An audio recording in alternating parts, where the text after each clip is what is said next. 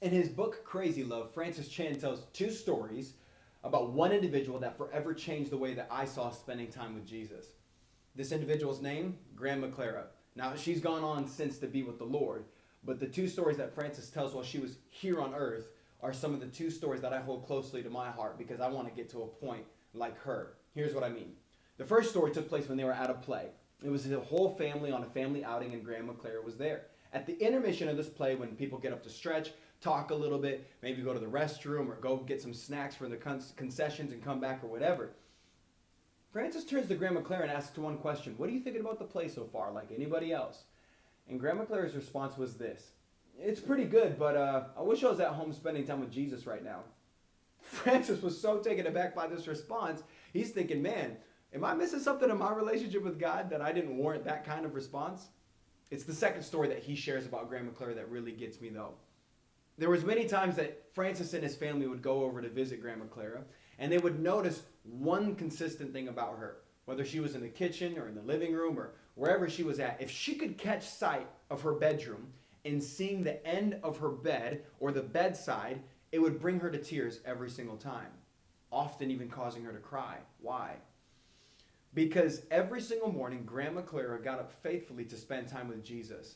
And it would be so powerful for her that every day throughout the day, if she would catch sight of the place where she would spend time with Jesus, it would cause and invoke the kind of emotion that she was so excited, she couldn't wait. She was so expectant that it would cause her to cry or to even tear up because she was so looking forward to that next morning. Like I said, Grandma Clara has gone on since to be with the Lord.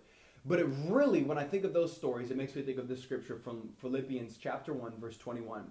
For to me, Paul says, to live is Christ and to die is gain. In other words, to me, on this side of eternity, I have Jesus with me every single day at every moment of the day, and he is my closest friend and confidant. But to die is not a loss. To die is actually a gain because I actually get to spend eternity with the one who died to save me. I want to have a relationship with Jesus that Philippians 21 is the anthem of my life. That someone would look at me and people would say of me that Josiah, he loved spending time with God. But when he died, it wasn't a loss, not just because he got to be in heaven, but because he got to be with Jesus, the one that he loved so faithfully on this side of eternity.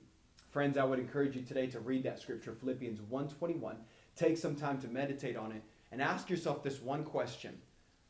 If I could go to heaven with all of the riches, all of the glory, no pain, no disease, no coronavirus, all of my loved ones there, every different kind of entertainment that would be wholesome, that would be amazing and so much better than this side of eternity, vibrant colors, amazing music. If I could have all of that and not have Jesus, would I still want to go there?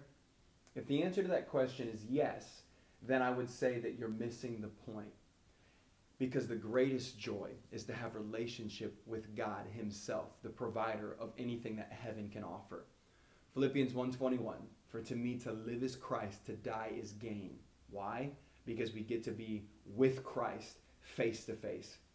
I hope you guys enjoyed today's Daily Devo. Tune in for our next one tomorrow at 10 a.m. and for all of our other content that we're posting here and on YouTube as well. I love you guys. We are praying for you, and we'll see you soon.